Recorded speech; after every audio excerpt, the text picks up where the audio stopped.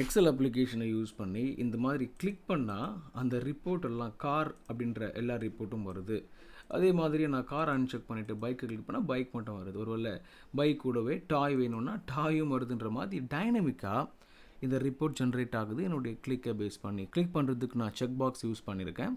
Check பாக்ஸை base பண்ணி பேக்ரவுண்டில் ஒரு சில விஷயங்கள் நடக்கும். அது எப்படி ஃபங்க்ஷன் ஆகுது, இது எப்படி ரியலாக ஒர்க் ஆகுது, ஒர்க் ஆகுமா ஆகாதா எனக்கு அப்படின்ற ஒரு அண்டர்ஸ்டாண்டிங் வேணும்னா ஃபுல்லாக பாருங்கள். அடுத்த டேப்பில் நான் இருக்கிற இந்த சேம் கான்செப்டை எப்படி பண்ணுறதுன்றது காமிக்க போகிறேன். அதுக்கப்புறம் உங்களுக்கு ஒரு டாஸ்க்கும் இருக்குது, ஃபுல்லாக வாட்ச் பண்ணுங்கள்.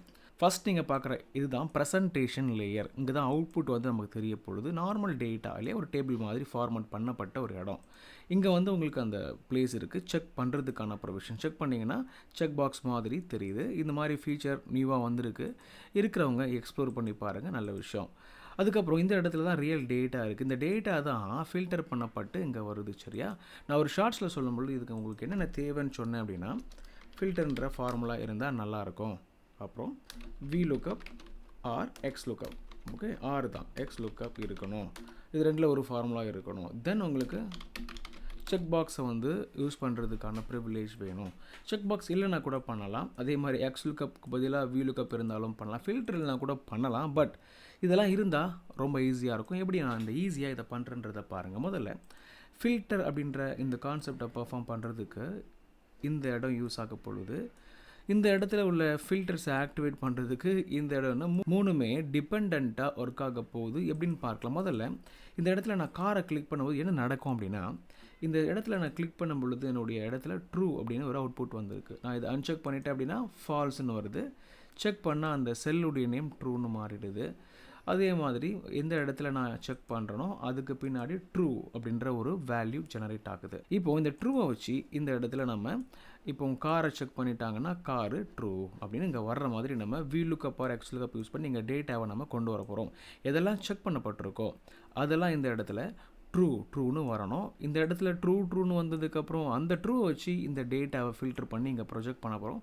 பாருங்கள், ரொம்ப சிம்பிளாக இங்கே செக் பண்ணதுக்கு அகைன்ஸ்டாக இங்கே ட்ரூன்னு ஆட்டோமேட்டிக்காக வர்றதுக்கு இந்த ஹெல்ப்பர் காலம் யூஸ் ஆக போகுது.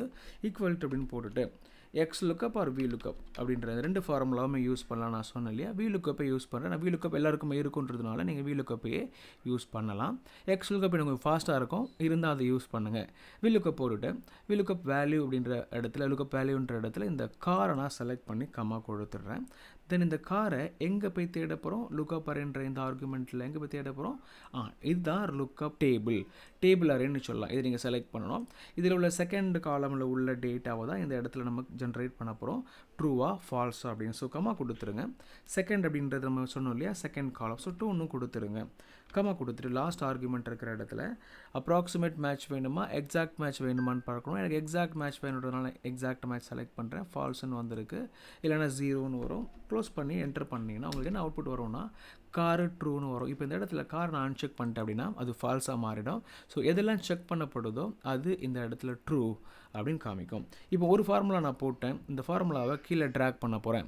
அப்போது இந்த ஃபார்முலாவில் குறிப்பிடப்பட்டிருக்க இந்த ரேஞ்ச் எல்லாம் நான் செலக்ட் பண்ணணும். இதான் அந்த ரேஞ்ச் இல்லையா, இதை நான் லாக் பண்ணணும். F4 ப்ரெஸ் பண்ணால் இது மாதிரி டாலர் சிம்பிள் வந்து லாக் பண்ணிவிடும். இல்லைனா கூட மேனுவலாக டாலர் சிம்பிளை நீங்கள் ஈக்கு முன்னாடியும் 2க்கு முன்னாடியும் அதே மாதிரி Fக்கு முன்னாடியும் அந்த ரோ ரெஃபரன்ஸுக்கு முன்னாடியும் நீங்கள் ஆட் பண்ணி இந்த மாதிரி லாக் பண்ணிடணும்.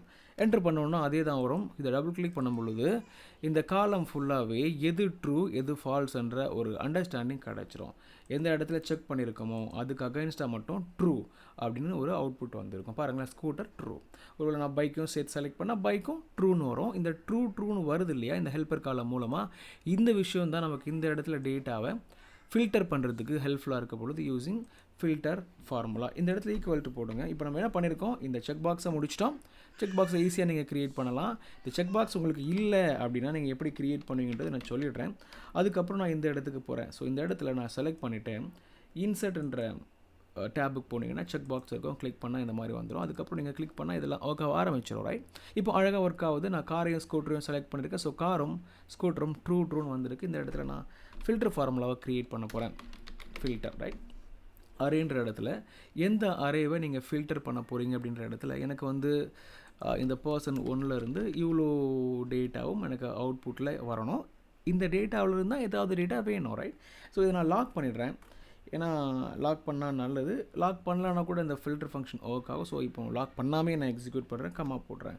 இந்த அரேவை நான் செலக்ட் பண்ணிட்டேன். செகண்ட் ஏரியாவில் இன்க்ளூட் எதெல்லாம் பண்ணணும்ப்பா அப்படின்னு கேட்குது. இன்க்ளூடுன்ற இடத்துல நான் என்ன பண்ணணும், இந்த காலம் இருக்குல்ல, ஹெல்பர் காலம் ஃபுல்லாக செலக்ட் பண்ணி ஈக்குவல் டு ட்ரூ அப்படின்னு இருக்கிறதெல்லாம் வேணும். அதாவது இந்த காலமை நம்ம அரேவில் செலக்ட் பண்ணிட்டோம். இந்த காலமை வந்து இன்க்ளூட் அப்படின்ற ஆர்குமெண்ட்டில் கொடுத்துட்டு அந்த ரேஞ்சை ஃபுல்லாக கொடுத்துட்டு ட்ரூன்னு கொடுத்துரு. ஸோ ட்ரூன்னு கொடுத்ததெல்லாம் அவுட்புட்டில் வரணும் அப்படின்னு அர்த்தம். இது ரொம்ப முக்கியம். இந்த இடத்துல 2லேருந்து 22 வரைக்கும் நம்ம செலக்ட் பண்ண மாதிரி இங்கேயும் 2லேருந்து 22 வரைக்கும் தான் செலக்ட் பண்ணோம். இந்த மாதிரியான விஷயங்கள் அரே ஃபங்க்ஷனில் நீங்கள் ரொம்ப முக்கியமாக நோட் பண்ண வேண்டிய விஷயம். தென் கம்மா போட்டுட்டு ஃபைனலாக ஒருவேளை இந்த டேட்டா ப்ராப்பராக இல்லைன்னா எம்டி அப்படின்ற இடத்துல இஃப் எம்டியாக இருந்தால் டபுள் கோட்டில் வரட்டும், நான் க்ளோஸ் பண்ணி என்டர் பண்ணிடுறேன். பார்த்தீங்கன்னா என்டர் பண்ண உடனே இந்த ஃபார்முலா அழகாக இந்த அவுட்புட்டை த்ரோ பண்ணியிருக்கு. எந்த இடத்துல நான் ஃபார்முலா போட்டேன், பட் இங்கே வரைக்கும் அந்த ஃபார்முலா ஸ்பில் ஆகிருக்கு. இந்த ஃபார்முலா எல்லாமே டைனமிக் கால்குலேஷன் இன்ஜின் மூலமாக ஒர்க் ஆகிற ஃபார்முலான்றதில் ஸ்பில்ன்ற மாதிரியான விஷயங்கள் நடைபெறும். நல்லாயிருக்கும். இந்த இடத்துல போட்ட ஃபார்முலா இவ்வளோ அவுட்புட்டை கொடுத்துருக்கு. டைனமிக்காக இந்த ஃபார்முலா ஒர்க் ஆகுன்றது ரொம்ப முக்கியமான விஷயம். பாருங்களேன், காரை எடுத்து விடும் பொழுது இந்த இடத்துல ட்ரூ காருக்கு போயிடும். ஸோ காருக்கு ட்ரூ இல்லைன்றதுனால அது இங்கே வராது. இந்த மாதிரி இந்த ஃபங்க்ஷன் ரொம்ப அழகாக ஒர்க் ஆகுது.